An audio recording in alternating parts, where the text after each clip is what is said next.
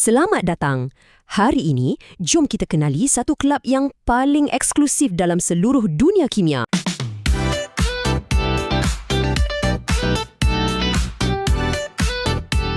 Pernah tak anda tertanya-tanya siapa sebenarnya VIP dalam jadual berkala ni?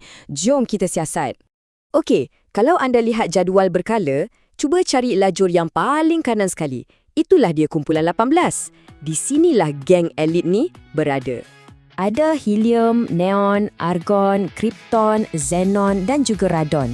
Keenam-enam unsur inilah yang kita panggil gas adi. Kenapa nama mereka gas adi? Sebab mereka ni stabil, suka menyendiri dan yang paling penting, tak reaktif. Maksudnya, mereka ni sangat jarang nak bertindak balas dengan unsur lain. Macam penyendiri dalam dunia kimia lah, suka buat hal sendiri.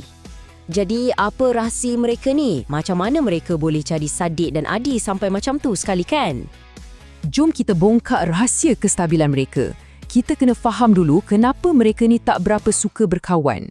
Kuncinya ada pada electron valence. Apa benda tu? Senang cerita, ia adalah elektron yang ada di petala paling luas sekali dalam satu atom. Elektron inilah yang tentukan perangai kimia sesuatu unsur tu. Untuk gas adi, ada dua peraturan penting. Helium ni special sikit, dia ikut petua duplet. Maksudnya, dia dah cukup stabil dengan hanya 2 elektron valence. Tapi yang lain, dari neon sampailah ke radon, mereka semua ikut petua oktet. Mereka perlukan 8 elektron valence untuk jadi stabil sepenuhnya. Bila petala luar tak penuh macam ni, mereka tak ada sebab langsung nak terima, nak lepaskan atau nak kongsi elektron dengan unsur lain. Ibaratnya mereka dah cukup sempurna dan gembira dengan diri sendiri, tak perlukan orang lain. Nah, disebabkan kestabilan elektron inilah, semua gas adi ni ada satu set personality atau sifat fizikal yang lebih kurang sama. Pertama, mereka wujud sebagai gas monoatom. Maksudnya atom tunggal. Tak macam oksigen yang datang berdua, mereka ni wujud seorang-seorang je. Lepas tu, takat lebur dan takat didih mereka sangat rendah. Mereka juga tak larut dalam air dan tak boleh nak alihkan elektrik atau haba. Tapi, walaupun personaliti mereka ni serupa, ada satu corak perubahan yang menarik bila kita bergerak dari atas ke bawah dalam kumpulan ni. Semakin kita turun dalam kumpulan, dari helium ke radon, saiz atom akan jadi makin besar. Bila atom makin besar, daya tarikan antara atom-atom tu pun jadi makin kuat. Kesannya, takat didih jadi lebih tinggi dan ketumpatan pun makin meningkat. Mungkin anda fikir, tak reaktif ni mesti membosankan, kan? Sebenarnya, tidak. Sifat stabil dan malas bergaul inilah yang buat mereka jadi sangat-sangat berguna. Jom kita tengok apa kerja gas adi ni dalam kehidupan seharian kita. Kita mula dengan helium sebab ia sangat ringan dan tak reaktif. Ia memang sempurna untuk isi belon kaji cuaca. Selain tu, ia juga dicampur dalam tangki oksigen penyelam laut dalam supaya mereka boleh bernafas dengan selamat di bawah sana. Seterusnya, neon. Yang ni semua orang kenal. Lampu iklan yang terang benderang tu, itulah neon. Bila ada elektrik lalu, ia akan keluarkan cahaya merah jingga yang sangat ikonik tu. Lepas tu, kita ada argon.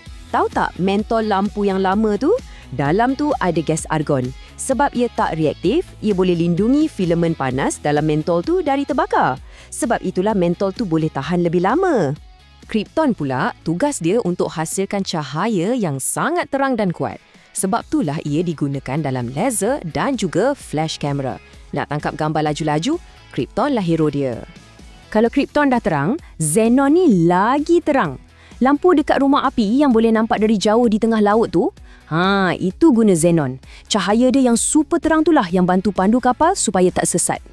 Dan akhir sekali, radon. Yang ni istimewa sikit sebab ia radioaktif. Tapi jangan risau, sifat radioaktif dia tu digunakan dalam bidang perubatan, terutamanya untuk rawatan kanser secara bersasar.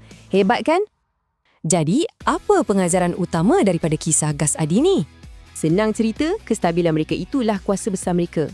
Sifat tak suka bergaul dan tak reaktif itulah yang menjadikan mereka unik dan mampu buat kerja-kerja yang unsur lain tak boleh buat. Ini menunjukkan satu benda yang menarik. Kadang-kadang, benda yang nampak pasif atau tak reaktif dalam dunia kita ni sebenarnya ada kegunaan yang sangat luar biasa. Cuba fikirkan, apa lagi agaknya benda pendiam di sekeliling kita yang sebenarnya ada peranan yang besar?